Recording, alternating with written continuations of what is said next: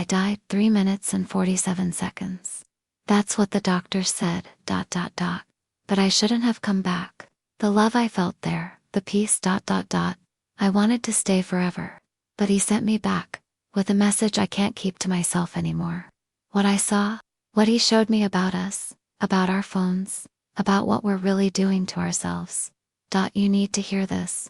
We all do. My name is Sarah. I'm 17 years old. And 6 months ago, I was drowning in a digital ocean, and I didn't even know I was underwater.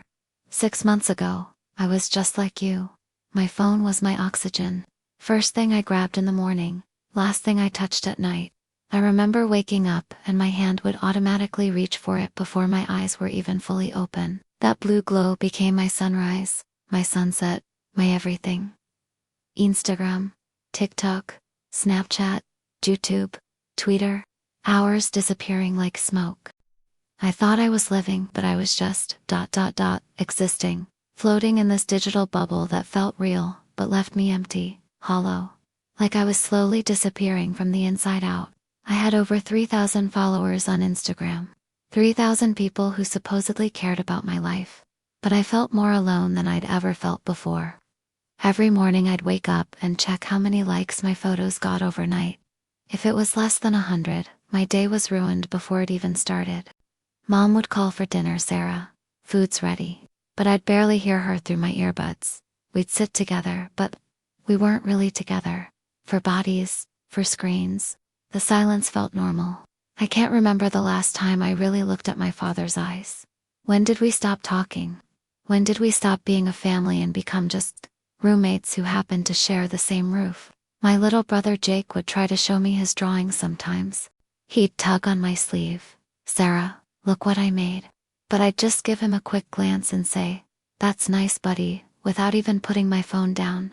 I can still see his face falling, walking away with his shoulders slumped. God, how many moments like that did I miss? How many times did I choose pixels over people? 3 a.m. scrolling sessions became my prayer time. I'd lay in bed, blue light washing over my face like some twisted baptism, comparing myself to girls who didn't even exist. Their perfect lives, perfect bodies, perfect everything. These influencers with their filtered faces and staged lives, making me hate everything about myself. I was drowning in a sea of likes, and I didn't even know I couldn't breathe. I remember this one night, I spent 4 hours straight just scrolling. 4 hours. When I finally looked up, it was dawn. I had school in 2 hours. I hadn't done my homework, hadn't eaten dinner, hadn't brushed my teeth. I'd literally forgotten to live my actual life, because I was so busy watching other people pretend to live theirs. My grades started slipping.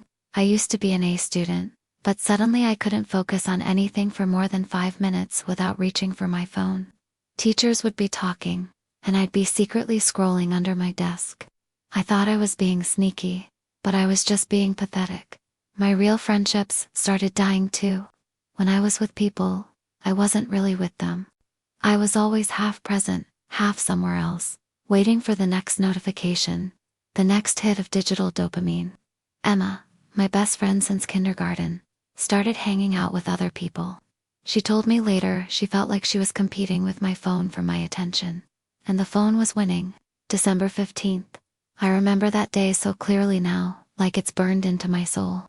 I was walking to school, earbuds in, music loud, scrolling through Instagram stories. This girl from my class, Melissa, had posted about her new boyfriend. They looked so happy, so perfect, and I felt that familiar sting, that poison jealousy that had become my constant companion. Why couldn't I have what she had? Why wasn't I pretty enough, popular enough, good enough? The comparison trap that had become my prison was tightening around my throat, and I couldn't even breathe anymore. I stepped into the crosswalk without looking up, without listening, without living. The truck driver said he honked, but I never heard it coming. The music was too loud. The digital noise was too overwhelming. I was so disconnected from reality that I walked straight into death. The impact felt like being unplugged from everything. 1 second I was in my body, angry and jealous and scrolling. The next second I was floating above it all, watching this broken girl on the asphalt. Watching myself. There was blood. So much blood. My phone had shattered into 1,000 pieces beside me, and for the first time in years, the screen was finally dark. The silence was complete. No notifications, no buzzing, no digital noisy, no fake urgency, just silence. And in that silence, I could finally hear something I'd forgotten existed. Peace, real peace, and then light. The light wasn't harsh, it was alive, warm like the best hug you've ever received, but from the inside out. It was love in visible form, and it was calling to me, drawing me home. And in that light, he was there. How do you describe seeing Jesus? Not the paintings, not the statues, not the Sunday school pictures, but him, the real him, his eyes. They saw everything I'd ever done, every lie, every cruel thought, every wasted hour, every moment I'd chosen artificial over authentic. And still they were full of love. Sarah, my beloved daughter. You've been searching so hard for love in all the wrong places. His voice wasn't loud, but it filled everything. It was like hearing home for the first time. I wanted to hide, to run, to make excuses, but his presence was like gravity, not forcing, just drawing me in. And for the first time in years, maybe in my whole life, I felt enough. Not because of what I looked like, or how many followers I had, or how many likes I got, but just because I existed in his love. I started crying. Not the frustrated tears I'd cried so many nights staring at my phone, but tears of relief, of recognition, like a lost child finally seeing their parent in a crowded place. Jesus, I whispered. Yes, daughter. I've been waiting for you to look up. Then he showed me something that broke my heart into a million pieces. We were standing in this vast space, like a stadium, but filled with light and shadow mixed together. It was beautiful and terrifying at the same time. And I saw them. Millions of kids, teenagers like me, children even younger. But they were, they were chained, not metal chains. These were made of light blue light, cold, and pulsing like the screens they were attached to. Each chain connected to a device, a screen, and the chains, they were wrapped around their necks, their wrists, their hearts, their minds. Some chains were thin, barely visible. Others were thick as ropes, black as tar. Do you see, Sarah? They think they're free. They think they're connecting. They think they're living. But they're prisoners in a digital dungeon they built themselves. One scroll at a time. The kids couldn't see the chains. They thought they were socializing, entertaining themselves, learning, growing, living. But with each scroll, each like, each comparison, each hour spent in the virtual world, instead of the real one, the chains got tighter, heavier, more binding. Jesus walked me closer, and I could see individual stories. Each one was a knife to my heart because I saw myself in every single one of them. There was this boy, maybe 14. He'd been gaming for 18 hours straight. His chain was thick, black, wrapped around his head like a crown of thorns. His family was eating dinner 20 feet away, calling his name Marcus. Marcus, come eat with us. But he couldn't hear them anymore. The chain around his head had created a bubble of isolation, so complete that love couldn't penetrate it. His little sister had made him a birthday card. It was sitting on his desk, unopened, getting dusty, while he fought digital battles that would be forgotten in a week. She'd written, "I love you, big brother," in crayon, with little hearts all around it. He never even saw it. And this girl, beautiful, probably 13, sitting in her bedroom at 2 a.m., crying. She'd posted a selfie 3 hours earlier, only got 47 likes. Her friend had posted at the same time and got 300. The chain around her heart was pulsing with each comparison, each wave of inadequacy, getting tighter and tighter. She was planning to starve herself. Because she couldn't compete with filters and fake perfection. Because she'd forgotten that her worth wasn't measured in double taps and heart emojis. Her chain was squeezing the life out of her, one comparison at a time. I saw another boy, maybe 10 years old. 10. He was watching videos on his tablet, and with each swipe, his chain got heavier. His attention span was shrinking. His creativity was dying. His wonder at the real world was being replaced by artificial stimulation that could never satisfy. His mother was calling him to come outside and play. It was a beautiful day. The sun was shining, birds were singing. His dog was waiting by the door with a ball in his mouth. But the screen was louder than life. The chains were stronger than love. The enemy has convinced them that worth comes from external validation, that love is earned through performance, that connection happens through screens, that life is found in the digital realm. But Sarah, true love, my love, it's a gift. It cannot be earned or lost. True connection happens heart to heart, soul to soul. True life is found in me. I watched a teenage girl live streaming her entire day, performing every moment for strangers on the internet. She couldn't eat a meal without photographing it first. Couldn't have a conversation without recording it. Couldn't experience a sunset without filtering it. She was so busy documenting her life that she forgot to live it. Her chain was wrapped around her identity, and it was rewriting who she thought she was. She wasn't a daughter anymore. She was content. She wasn't a friend anymore. She was a brand. She wasn't a human being anymore. She was a profile then. Then he showed me my own chains. They were beautiful and terrible. Silver and blue, wrapped around my mind, my heart, my soul, my very identity. Every hour I'd spent scrolling instead of praying. Every time I'd chosen digital connection over real conversation. Every comparison that made me hate myself. Every moment I'd traded the eternal for the temporary. I saw the nights I'd ignored my mom when she tried to talk to me about her day. She'd had a hard time at work. She was lonely. She needed her daughter. But I was too busy liking photos of strangers to love the woman who gave me life. I saw my dad trying to share something he was excited about, a new song he'd learned on guitar, a funny story from work, a memory from when I was little, and me just nodding while I looked at my phone. Present in body, absent in spirit, there but not there. I saw myself in the bathroom at 3 a.m., crying after seeing another girl's perfect life on social media. Instead of running to God, instead of remembering who I was in Him, I ran to more scrolling, more pain, more chains. I watched myself skip family dinner because I was busy online, skip homework because I was watching videos, skip sleep because I was chatting with people I'd never met, skip church because I'd stayed up too late on my phone, skip life because I was addicted to the artificial. The worst part was seeing how my addiction affected everyone around me. My little brother Jake, trying to get my attention. My parents worried but not knowing how to reach me. My real friends, slowly giving up on trying to connect with someone who was always half absent. You were created for so much more than this, Sarah. You were created to love and be loved, to connect with hearts, not screens, to find your worth in me, not in the opinions of strangers, to live in reality, not in a digital fantasy that can never satisfy. He didn't condemn me. He didn't shame me. He didn't lecture me or make me feel small. He just reached out his hand. And when I took it, the chains dissolved like morning mist. The weight I'd been carrying, the anxiety, the comparison, the constant need for validation, it all just lifted. For the first time in years, I could breathe. Life, Sarah, is not a game to be won.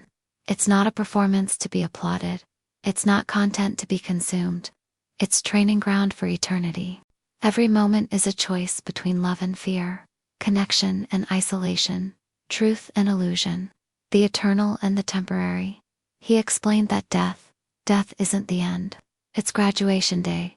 But we can't graduate if we never learned the lessons. And the most important lesson is love. Real love. Not the artificial love of likes and follows, but the deep, sacrificial, transformative love that only comes from God and flows through human relationships. The technology itself isn't evil, daughter. It's a tool, like fire or water. It can build or destroy, connect or isolate, heal or harm. But the enemy has twisted it into an addiction machine. He's convinced my children that virtual connection can replace spiritual communion, that human approval matters more than divine love, that temporary pleasure is better than eternal joy. They're missing the real life I came to give them. Abundant life. Life full of purpose, meaning, genuine relationships, unshakable peace, and joy that doesn't depend on circumstances or validation from others. I realized that every notification had been pulling me away from the voice of God. Every hour of mindless scrolling was an hour I could have been growing in wisdom, in love, in real relationships. Every comparison was a rejection of how beautifully and uniquely God had made me. But it wasn't too late. It's never too late. Then Jesus looked at me with such intensity, such love and urgency, like a father sending his daughter into battle, knowing she might not come back the same. Sarah, I'm sending you back. Some people will think you're crazy. Others will dismiss your story as hallucination or attention-seeking. The enemy will try to make you doubt what you've seen, but some will hear and be set free. Tell them their phones are not their friends, their screens are not their salvation. Tell them to put down their devices and pick up their destinies. Tell them that the life they're living online is not the life I died to give them. But Lord, I'm just a teenager who's going to listen to me. I've made so many mistakes. I'm nobody special. I chose fishermen to change the world. I chose a teenage girl to bear my son. I chose a stuttering shepherd to free my people from Egypt. I choose the foolish things to confound the wise, the weak things to shame the strong. Your youth is not your weakness, Sarah. It's your strength. Your generation understands the problem because you're living it, and now you've seen the solution. Go back. Love your family first. Show them what real connection looks like. Model the life I'm calling you to live. Then tell the world what you've seen. Some will listen, some will change, and those changes will ripple out like stones thrown into a pond, touching lives you'll never know about until you see them here with me. The return was violent, like being slammed back into a body that had forgotten how to hold a soul. The contrast was jarring, from perfect peace to chaos, from perfect love to fear, from perfect clarity to confusion. She's back. We've got a pulse. The doctor's voice sounded like it was coming through water. My mom was screaming, crying, praying all at once. Thank you, Jesus. Thank you, thank you, thank you. My dad was holding her, tears streaming down his face. Jake was in the corner, looking terrified and hopeful at the same time.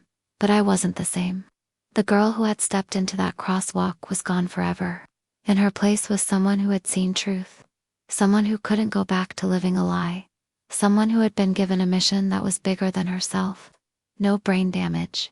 No broken bones that didn't heal perfectly. No lasting physical effects at all. The doctors called it a miracle. The nurses kept shaking their heads, saying they'd never seen anything like it. But I knew I had work to do. The first thing I asked for wasn't my phone. It was to hug my family. Really hug them. To look into their eyes and see them. Really see them. For the first time in years. The changes started immediately. That first night home, I took my phone and I turned it off. Really off. Not silent mode. Not do not disturb. But completely off. And I looked at my family with new eyes. My mom was beautiful. When had she gotten those laugh lines around her eyes? Lines from years of smiling at me, loving me, even when I was too distracted to notice. When had my dad's hair started graying at the temples? Gray from working hard to provide for us, from worrying about us, from loving us even when we didn't love him back the way he deserved. When had my little brother grown 3 inches? When had his voice started changing? I'd been living with them, but I'd never been seeing them. That night we talked until 2 a.m., real talking, about dreams, fears, hopes, memories, things that matter, things that last, things that don't need Wi-Fi to connect hearts. The next day, I deleted most of my social media. Kept one account to share this story, but that's it. 3,000 followers became 30. And you know what? I felt lighter, freer, like I'd been carrying a backpack full of rocks, and finally set it down. I started reading books again. Real books. Paper pages that didn't glow or buzz or demand my attention every 5 seconds. I started praying, really praying, not just posting prayer hands emojis. I started having conversations with God instead of conversations with my screen. Some friends thought I'd lost my mind. They couldn't understand why I wasn't constantly online anymore. Why I wasn't documenting every meal, every outfit, every thought. They felt like I was judging them by choosing to live differently, even though I never said a word about their choices. But others, others started asking questions. Started noticing something different about me. Started wanting what I had found. Not the followers or the likes, but the peace, the presence, the purpose. My best friend Emma was the first. She saw how different I was, and she wanted that peace, that freedom, that ability to be present in the moment, instead of always performing for an invisible audience. "Sarah, you're different," she said one day. "I mean, you're still you, but you're more you, like you were hiding behind your phone before, and now you're actually here." She started putting her phone away during our conversations, really listening, really connecting. And you know what happened? Our friendship got deeper than it had ever been. We talked about real things. We shared real struggles. We supported each other in real ways. Then my youth group started a screen-free Sunday challenge. Just one day a week, focused entirely on God, family, and real relationships. The kids who participated, they started glowing. Literally glowing with joy and peace that doesn't come from external validation. One girl told me, "I didn't realize how anxious my phone made me until I put it away. It's like I'd been holding my breath for years and finally exhaled." A boy said, "I actually had a conversation with my dad yesterday. Like a real conversation. We talked about sports and school and, I don't know, just stuff. I'd forgotten he was actually pretty cool." My parents started having device-free dinners. My dad put his phone in another room. My mom stopped scrolling Facebook while we talked.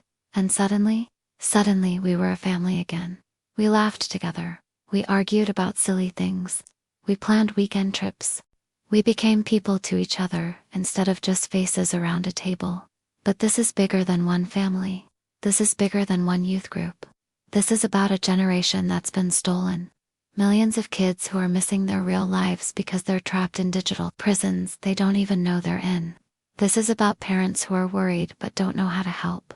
This is about teachers trying to compete with smartphones for their students' attention. This is about a world that's more connected than ever, but lonelier than ever. This is about kids who are committing suicide because their online lives don't match their real lives. This is about teenagers who can't sleep because they're afraid of missing something online. This is about families that live in the same house, but never really see each other. I need you to hear this. Really hear this. Not with your ears, but with your heart. You are not your follower count. You are not your likes. You are not your screen time statistics, or your gaming achievements, or your Snapchat streaks. You are not your online presence, or your digital brand, or your social media performance. You are a beloved child of the Most High God. You were created for love, for purpose, for connection that goes deeper than any Wi-Fi signal. You were created to change the world, not to escape from it. You were created to love and be loved in ways that can't be captured in a selfie or expressed in an emoji. That phone in your hand, it's not connecting you. It's isolating you. It's not entertaining you. It's numbing you. It's not informing you. It's conforming you to a world that doesn't even exist. It's not helping you live. It's helping you avoid living. Every hour you spend scrolling is an hour you're not growing. Every comparison you make online is a rejection of how perfectly God made you. Every validation you seek from strangers is a denial of the validation you already have from your Creator. Put it down, just for an hour. Look around, see your family with fresh eyes. See the sky without filtering it. Feel actual sunlight on your face. Have a conversation without documenting it. Experience a moment without sharing it. Pray with your voice, not your thumbs. To the parents watching this, your children need you to lead them out of this digital Egypt. They need you to model what real life looks like. They need boundaries, even if they fight them. They need you present, not parallel play with devices. They need you to love them more than you fear their anger when you take their phones away. Your kids are drowning, and they don't even know they're underwater. They need you to throw them a lifeline, even if they don't want it at first. They need you to show them that life exists outside the screen. To the young people listening, you are not crazy for feeling empty despite having everything. You are not weak for being addicted to your phone. You are not alone in feeling like something is missing from your digital life. But you don't have to stay trapped. The chains are real, but they can be broken. The prison is powerful, but the key is in your hand. The addiction is strong, but love is stronger. I died to bring you this message. Don't let it be in vain. Jesus is real. His love for you is real. The life he wants to give you is real. And none of it, none of it, can be found on a screen. Turn off your device. Look up. He's been waiting for you to notice him all along. He's been calling your name, but the digital noise has been too loud for you to hear him. The choice is yours. The chains are invisible, but the freedom is eternal. You were made for more than this, so much more. Choose life. Choose love. Choose reality. Choose Jesus. He's waiting.